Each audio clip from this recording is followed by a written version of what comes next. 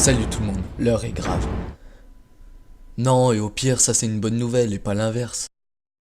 Ben, j'aime bien taper sur les minorités, et au pire, du pire. Il y a 3 filles, mal dans leur peau, qui vont m'en vouloir, je risque rien. Bon, recommençons. L'heure est grave.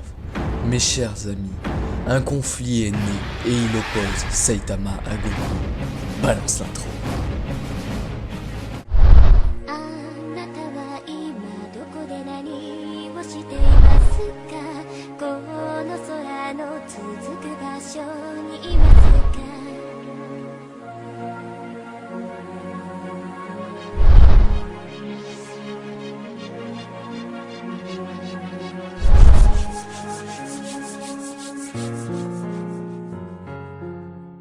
Comme je disais plus tôt, l'heure est grave. Certains disent que Saitama, héros du manga One Punch Man, est meilleur que DBZ, et d'autres disent l'inverse. Bon après, j'ai rien contre Saitama, mais entre un mec qui peut passer en dieu à tout moment, et que son manga est le pilier de tous les autres mangas, contre un effet de mode qui est représenté par un mec qui ressemble à ça, désolé mais j'ai choisi mon camp. Le problème n'est pas le conflit en lui-même, car il y en a eu bien d'autres avant, genre Goku contre Superman, pour en citer qu'un. Mais le vrai problème, c'est que certains dénigrent la nouvelle série de DBZ, qui s'appelle DBS, ou Dragon Ball Super. Mais comme son nom ne l'indique pas, elle n'est pas super. Merci. Tout d'abord, j'aimerais remercier Panda Moker pour m'avoir inspiré cette blague. Comme je dis plus tôt, j'aime taper sur les minorités. Bon, soyons sérieux 5 secondes. À moins que tu aies vécu dans une grotte ou que tu viennes juste de naître, dans les deux cas c'est un peu pareil, tu dois connaître cette série à cause de ses nombreux... Pardon, fils de... Je leur mère jusqu'à ce qu'ils aient minimum 7 autres frères. Excusez-moi pour cette petite bifurcation. Putain mais ferme ta gueule! DBS est sorti le 5 juillet 2015 et la série, niveau graphique, est plutôt désavantagée.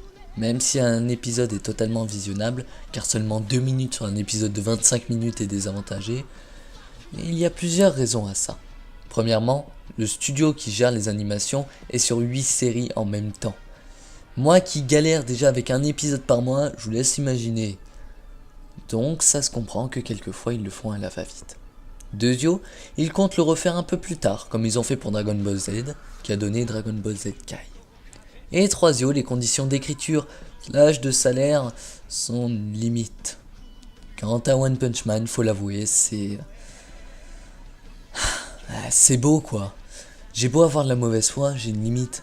Mais après, niveau scénario et tout ça, c'est un petit peu bancal. Écoutez par vous-même.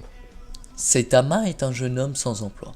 Un jour, il rencontre un homme crabe qui recherche un garçon au menton en forme de postérieur. Saitama finit par rencontrer ce jeune garçon et décide de le sauver de l'homme crabe, qu'il arrive à battre difficilement. Dès lors, Saitama décide de devenir un super-héros et s'entraîne pendant 3 ans. À la fin de son entraînement, il remarque qu'il est devenu si fort, tellement fort, qu'il arrive désormais à battre tous ses adversaires en un seul coup de poing. Sa force monstrueuse est pour lui source de problèmes, puisqu'il ne trouve pas d'adversaire à sa mesure et s'ennuie dans son métier de héros. Bien qu'il ait mis un terme à bon nombre de menaces, toutes plus dangereuses les unes que les autres, personne ne semble remarquer l'incroyable capacité de Saitama, à l'exception de son ami et disciple, Genos. Voilà. Bon, la première fois que j'ai lu ça, je dois vous avouer, c'était complètement stupide dans mon esprit. Mais après, je me suis intéressé à l'univers. Et je dois avouer, ça colle. Le super-héros colle avec l'univers. Entre ce super-héros qui peut buter tout le monde en un seul coup de poing, et cet univers complètement déjanté, ça colle complètement. Mais après, Saitama et DBZ ne sont absolument pas pareils. Il faut bien le comprendre, c'est pour ça que je ne comprends pas les gens qui comparent.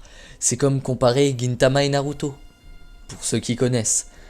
Ou comme comparer un spectacle de comédie et un spectacle épique. Vous voyez, ça n'a absolument rien à voir. Bon, je vais vous résumer quand même Dragon Ball Super tant que j'y suis.